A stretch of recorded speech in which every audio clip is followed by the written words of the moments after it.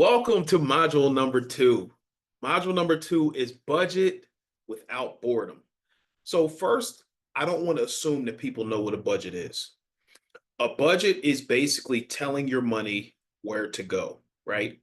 So we have our income first listed, then we have all of our expenses. Now, what most people do when they budget is they have their income, they have their expenses, and then whatever money's left over after they pay their bills, they blow it.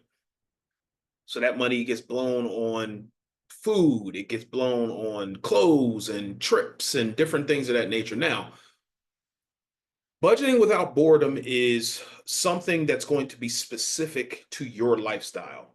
My budget is going to be different than your budget based on where I want to go in life. Now, what I will also tell you is that a lot of people feel like when they budget, it's restrictive. They can't do different things. Now, that is true to an extent. But what I will tell you is that as my wife and I were on our journey to get out of debt, we did go on trips. We did buy nice things. We bought cars. We bought properties and different things of that nature to help us to feel accomplished, to give us mile markers and say, hey, yes, we can spend money. A budget is going to give you permission to spend money. So I want to make sure that you understand that budgeting is not something that, oh, I can't spend money. Yeah, you can, but it's based on where you want to go in life. So, what we also need to do is identify our why. Why are we doing what we're doing when you're setting up your budget? Because this process, this journey is going to be long for some. This is something that's not going to be, maybe 6 months, a year.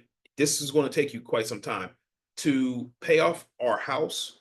My wife and I took us 7.5 years. It was a long journey. We're still on a journey as well after we paid off our house. But I'm just giving you an idea of how long it took us to pay our house off. So we have to identify our why. My why was I grew up not having abundance when I was growing up. And I've always remembered that in my head. So what that meant for me is my why was I never want my son to grow up the way I did. I want to be able to provide him with different things. And my parents did the best they could with what they had. But at the same time, I wanted to make sure that we didn't have a lot of restrictions. So what that meant for me is I needed to reduce my expenses so then I had more money to do the things that I wanted to do. And hopefully when you're setting up your budget, you want to do the same thing because the less overhead you have, which are your expenses, the more money you're going to have to do the things that you want to do. So when you are setting up your budget, you have to realize, why am I doing this? So when you have your pen and your pad and you're writing down different notes, you need to identify and write down, why am I doing this? And you need to keep that in front of you because this is going to be a long road to get out of your situation, right? So understand what a budget is and what a budget is not. A budget is not having your expenses, having your income, and then blowing the rest of the money. That's not a budget. A budget is actually telling your money where to go. So you have to set a goal or maybe little goals. A big goal, which was ours, was paying off our house. And then we had little goals, going on a trip, paying for something small, maybe under $1,000 or maybe under $5,000 with cash. Those were small goals. And then once we achieved those goals, we celebrated. So what a budget is being able to tell your money where to go. There are many different ways to budget your money. Ours, the way we did it, we set up a zero-based budget, meaning that before the month started, so let's just say it's at the end of June and we're going into July. Before July started, we had our budget set. So everything at the end of July, we would have zero money left over. So every dollar was accounted for. Every dollar, down to the penny, was accounted for. So when you have your income, you have all of your expenses, you have your debts, which then rolls into the snowball method, which that's what we use. Which the snowball method is you pay all of your minimum payments, smallest to largest, and then whatever money's left over from that, you dump money on top of the smallest expense.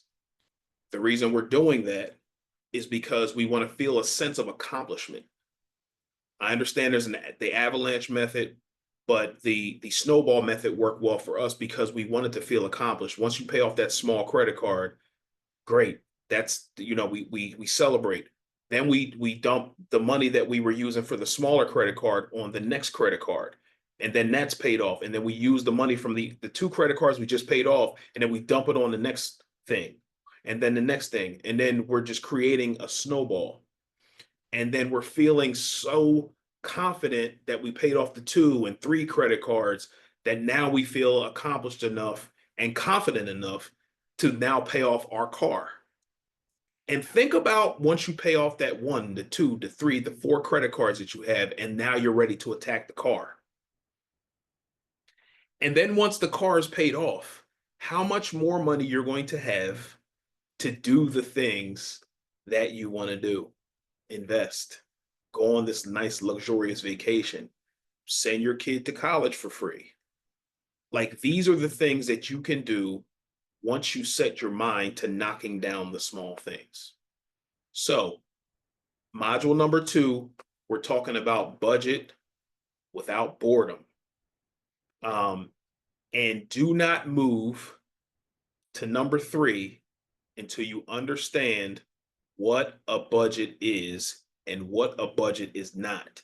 And if you are doing the income expenses, then blowing the rest, slow down and understand what your why is, and then make sure that your actual budget aligns with your why. If you don't want to be financially challenged anymore, if you want to go on the nice vacations, if you want to do the nice things, let's lower our expenses first. And then once we do that, then we can ball out. So do not move to module number 3 until you understand module number 2. All right, let's go.